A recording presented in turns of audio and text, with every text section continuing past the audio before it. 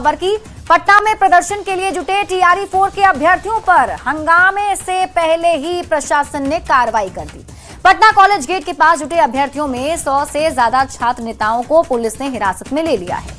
हालांकि टीआरई 4 अभ्यर्थियों से मंत्री ने अपील भी की है कि अभ्यर्थी किसी के बहकावे में न आए। सीएम के निर्देश के बाद विभाग में इंटरनल तैयारी चल रही है। अब आप ये रिपोर्ट देखिए, फिर खबर तो समझिए।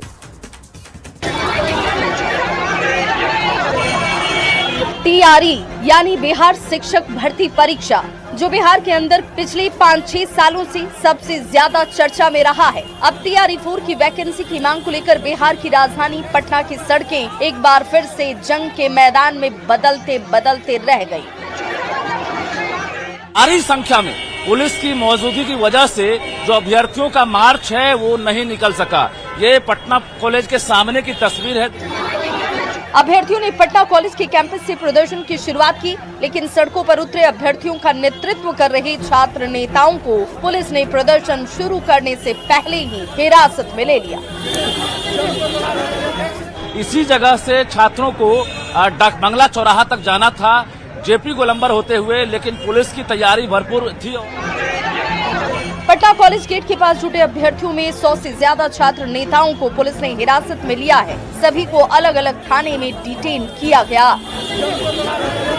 ठीक है, आज मुझे आप डिटेन करवाकर आंदोलन को दबा दिए, आगे क्या करिएगा? वहीं टीआरई 4 अभ्यर्थियों से शिक्षा मंत्री मिथिलेश तिवारी ने अपील की कि वो किसी के बहकावे में नहीं आए। सीएम के निर्देश के बाद विभाग में इंटरनल तैयारी चल रही है। माननीय मुख्यमंत्री जी ने शिक्षा विभाग को निर्देशित किया है। शिक्षा विभाग की इंटरनल तैयारी चल रही है। हर प्रकार की जो उसके अंदर जो समस्याएं हैं, उन समस्याओं का समाधान कर बहुत अति शीघ्र हम लोग उसका शेड्यूल जारी करने वाले हैं। अब ये जानना जरूरी है कि शिक्षक अभ्यर्थियों की मांग आखिर है क्या। तो आपको बता दें कि शिक्षक अभ्यर्थी टीआरई 4 के विज्ञापन जारी करने की मांग कर रहे हैं।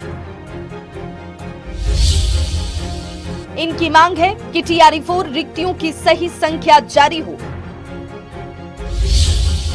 इसके साथ ही शिक्षक अभ्यर्थी बीपीएससी की नई नियमावली का भी विरोध करते हुए टीआरई 4 बहाली में 2 एग्जाम का भी विरोध कर रहे हैं। न्यूज़ 18 के लिए पटना से रजनीश कुमार के साथ ब्यूरो रिपोर्ट।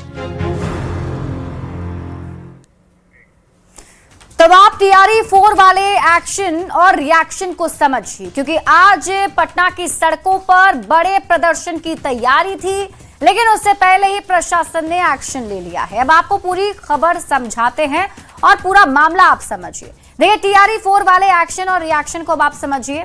शिक्षक अभ्यर्थी प्रदर्शन पर उतारू थे, मतलब शिक्षक अभ्यर्थियों की तरफ से पहले ऐलान कर दिया गया था कि आज पटना की सड़कों पर प्रदर्शन होगा और शिक्षक अभ्यर्थी प्रदर्शन करेंगे। प्रदर्शन रोकने के लिए पुलिस भी पहले से तैयार थी। अब प्रदर्शन के पहले ही छात्र नेता को हिरासत में ले लिया गया। करीब 100 से ज्यादा छात्र नेता हैं जो हिरासत में लिए गए हैं, डिटेन किए गए हैं।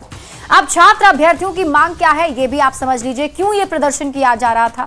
तो टीआरई 4 के विज्ञापन जारी करने की मांग ये छात्र कर रहे हैं। टीआरई 4 रिक्तियों की सही संख्या जारी हो, इसकी मांग की जा रही है। इसके साथ ही ये भी मांग है कि बीपीएससी की नई नियमावली का जो निकाला गया है उसका विरोध कर रहे हैं। टीआरई 4 बहाली में 2 एग्जाम का भी विरोध ये अभ्यर्थी कर रहे हैं। अब आप खबर तो समझिए। शिक्षा मंत्री ने क्या कहा इन अभ्यर्थियों से? तो शिक्षा मंत्री ने कहा कि सीएम ने शिक्षा विभाग को निर्देशित कर दिया है, और यही नहीं, विभाग के अंदर इंटरनल तैयारी भी शुरू हो गई है। बहुत जल्द विभाग इस पर फैसला भी लेगा, इसलिए अभ्यर्थियों को किसी के बहकावे में आने की जरूरत नहीं है। कुछ पॉलिटिकल लोग हैं जो अभ्यर्थियों के मुद्दे को हथियार बनाना चाहते हैं।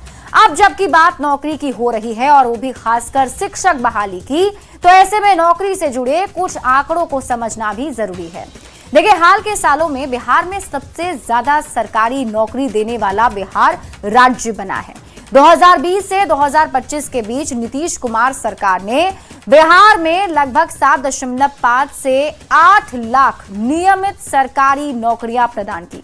नियमित, संविदा और आउटसोर्सिंग को अगर मिलाकर देखा जाए तो ये जो आंकड़ा है वो 9 लाख के करीब है।